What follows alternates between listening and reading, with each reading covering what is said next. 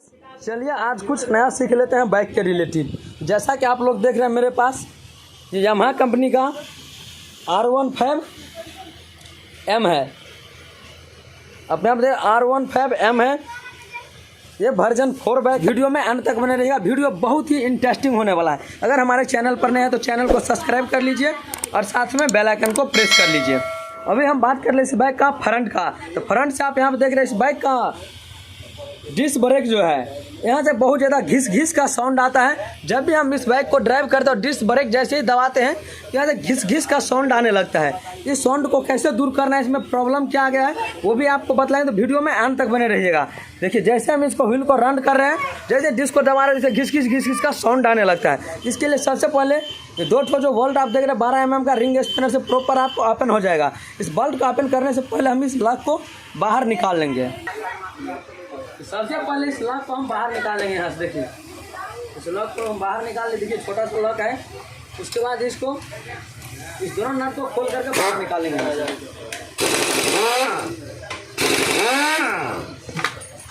देखिए यहाँ पे डिस्क कैलिपर जो है खुल करके प्रॉपर बाहर आ गया। अब यहाँ पे अंदर से भी एक लॉक यहाँ पे लगा हुआ है। इस लॉक को भी हम यहाँ से प्लास के मदद बाहर निकालेंगे। दोनों लॉक बाहर आ गया। अब इसको थोड़ा थोड़ा पुश करेंगे इस तरह से। देखिए फ्रेंड्स आप यहाँ पे देखिए इस डिस्क पैड का क्या कंडीशन हो गया, पूरा घिस करके। डिस्क पैड जो घिसने के बाद इस प्लेट से टच करने लगता था। डिस्क पैड घिसने के प्रोसेस प्लेट से टच करने लगता था। जब भी हम बाइक को ड्राइव करते थे और डिस्क दबाते थे प्लेट से टच करने लगता था डिस्क पैड। इसके प्रॉब्लम से घिस घिस का साउंड आने लगता था। देखिए डिस्क पैड का आप कंडीशन देख रहे हैं कितना ज़्यादा ख़राब हो गया। इसका जो मटेरियल जब टोटल घिस गया है। ये बरसात के मौसम में कुछ ज़्यादा ही डिस्क पैड ख़राब होता है। तो चलिए हम इसको डिस्क पैड को चेंज कैसे करना है वो भी बतलाएंगे।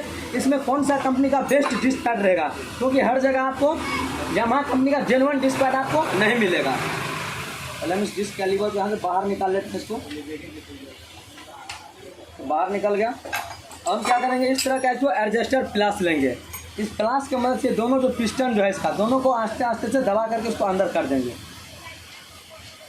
जब ये पिस्टन जो है प्रॉपर फ्री है, जाम नहीं जाम रहता है तो इसको खोल करके बाहर निकालना पड़ता, फिर इसको अच्छा से वॉश करना पड़ता। देखिए पिस्टन प्रॉपर अंदर चला गया।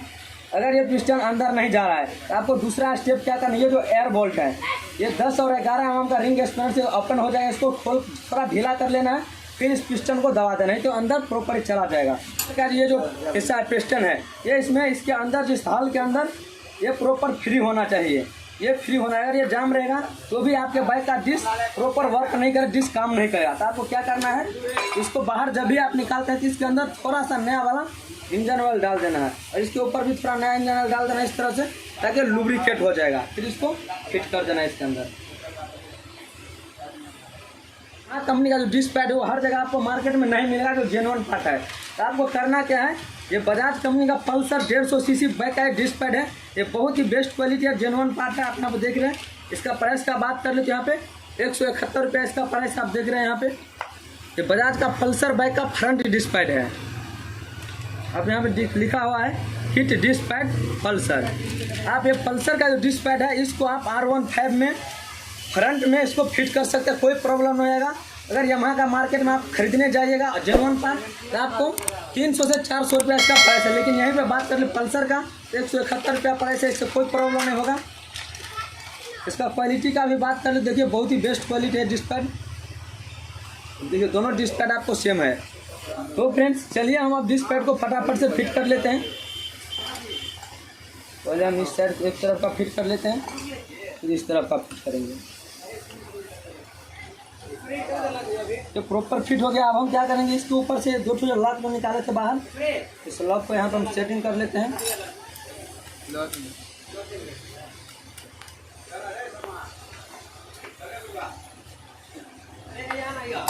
ये डिस्क पैड जो है मेरा प्रॉपर सेटिंग हो गया। अब हम इस डिस्क को बाइक में कर रहे हैं फिट।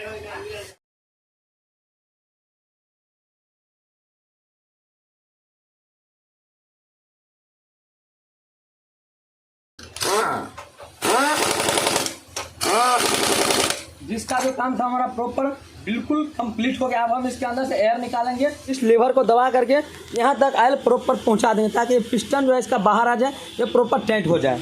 चलिए हम इसको दबा रहे हैं इस तरह से। देखिए ये टाट हो गया। अब आप सोच रहे हो कि इस बाइक के अंदर तो ABS ब्रेक है, इसका अंदर से एयर कैसे निकालेंगे। तो आपको हम ABS वाले ब्रेक में जो भी हम आपको एयर निकालने का सिंपल सा तरीका बतलाएंगे। आप इस तरह से आप ABS वाले बैग जो भी आपके पास है उन सभी बैग से एयर डिस्क का जो एयर निकालिएगा, आप इस तरह से एयर निकाल सकते हैं। क्योंकि ABS वाले जो बाइक है, ABS जिस बाइक में लगा हुआ है एंटी लॉक ब्रेक सिस्टम, उसमें ABS यूनिट लगा है, ABS मोटर लगा हुआ है। ये जो आप प्लेट देख रहे हैं, प्लेट ये ABS का ही प्लेट है, ये ABS का सेंसर वर्क करता है। इसको एयर निकालने के लिए आपको इस नट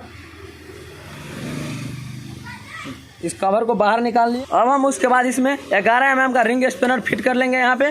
फिर उसके बाद देखिए हमने यहाँ पे एक तो बोतल बना रखा है इस तरह सा, ताकि जो भी एयर निकालते वक्त ऑयल जो बाहर है, डिश ऑयल जो बाहर है, वो इस बोतल के अंदर चला जाएगा। नहीं तो यहाँ पे ऑयल गिर जाएगा, यहाँ पे टोटल देखने में ख़राब लगा, डग्गी पड़ जाता है। इस पाइप को हम इसके अंदर फिट कर लेते हैं। अब आपको देखिए करना क्या है, बाइक का इग्निशन ऑन कर लेना है। बाइक का इग्निशन ऑन कर लिए,